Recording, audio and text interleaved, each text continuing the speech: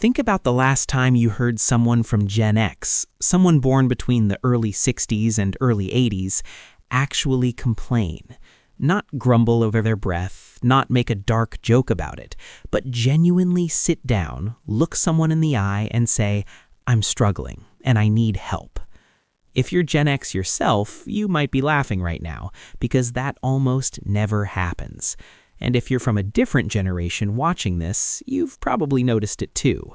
There's something almost eerie about how self-contained they are, how they just absorb things. And here's what's wild. We tend to celebrate that. We call it resilience. We call it grit. We hand out compliments like low maintenance and no drama, as if those are purely good things. But what if they're not? What if the very quality we've been applauding in Gen X is also quietly hollowing them out from the inside? That's what we're going to talk about today. Not to pathologize an entire generation, that would be ridiculous and frankly a little rude, but to genuinely understand the psychology behind why Gen X doesn't complain, what that silence costs them, and what it might be telling the rest of us about how we deal with pain. Let's start with a picture. Imagine you're a kid in 1979. Both your parents work. There's no one home after school. You let yourself in with a key that lives on a shoelace around your neck. You make yourself a snack, you watch TV, and you figure things out. Nobody is asking how your day was in any deep therapeutic sense. Nobody is scheduling emotional check-ins. You're not neglected. Your parents love you. But the unspoken family motto is something like, handle it. And you do. Every single day, you handle it. That is the formative experience of the latchkey generation, and it created something remarkable and something quietly painful at the same time. From a psychological standpoint, what happened to Gen X in childhood is a textbook case of what researchers call insecure avoidant attachment. Now, before that phrase sends you running, let me explain it in plain English. When children learn early on that expressing emotional needs doesn't reliably bring comfort, maybe the parent is busy, overwhelmed, or simply wasn't raised to respond to feelings, they adapt. The brain, brilliantly and ruthlessly practical as it is, learns to suppress the signal. It stops broadcasting distress because distress wasn't useful. It got you nothing. So the child becomes self-reliant, capable, quiet. And here's the thing, that child grows into an adult who genuinely doesn't feel like they're suppressing anything. They just feel fine. They've internalized the coping so deeply that the silence feels like strength, not strategy. There's actually fascinating neuroscience behind this. When we habitually suppress emotional expression in childhood, it doesn't erase the emotional experience. The limbic system, the part of your brain that generates feelings, keeps firing, but the prefrontal cortex learns to put a lid on it before it reaches conscious awareness or verbal expression. The feeling is there, it just never gets a voice, and over time, that habit of silencing becomes automatic, effortless even, invisible even to the person doing it. Now, layer on top of that the cultural messaging Gen X received. They came of age during a period of radical cynicism. Watergate had just destroyed public trust in institutions.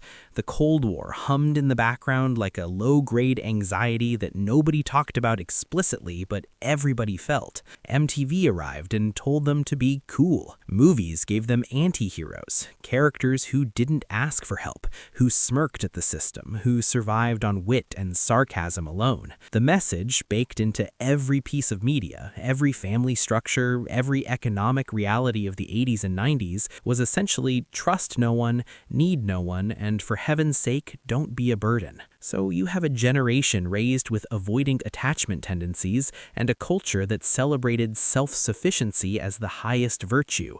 That combination doesn't just produce people who don't complain, it produces people who have genuinely rewritten their internal script to believe that needing help is shameful, that vulnerability is weakness, that if you're struggling, the answer is to work harder and shut up about it. And on the surface, it worked.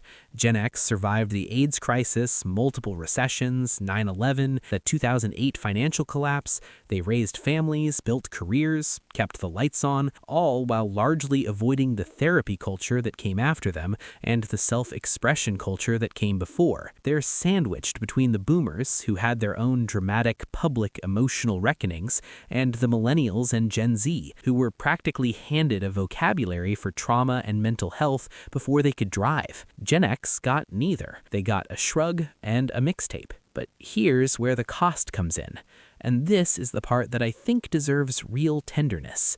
Because suppressing the signal doesn't make the signal go away. Research on emotional suppression, including landmark work by psychologist James Gross at Stanford, consistently shows that when people chronically suppress emotional expression, several things happen.